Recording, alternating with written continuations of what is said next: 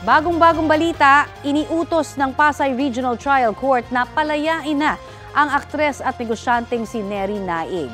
Detalye po tayo sa ulat on the spot ni June Veneracion. June? Connie, sa 8 pahinang utos mula sa Pasay RTC Branch 112, inatasan nito ang Bureau of Jail Management and Penology na pakawalan ang negosyante at aktres na si Neri Naig Miranda. Immediate release ang utos ni Acting Presiding Judge Ronald Augustan kung walang ibang kaso na pwedeng maging hadlang sa kanyang paglaya. Base sa utos ng korte, binasura ang warrant of arrest laban kay Neri sa kasong syndicated estafa dahil hindi siya nabigyan ng due process. Hindi siya naimpormahan tungkol sa preliminary investigation kaya hindi siya nakasumite ng counter affidavit. Ang pagbasura sa warrant of arrest ay tugon ng korte sa hiling ng kampo ni Neri. Pero ang hiling ng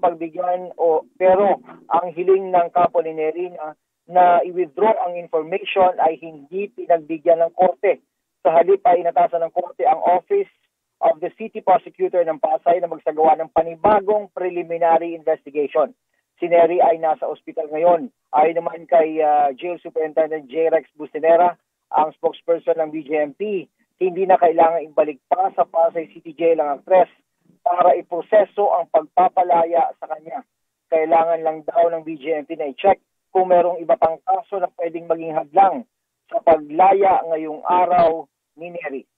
Balik si Connie. Maraming salamat, June Veneracion.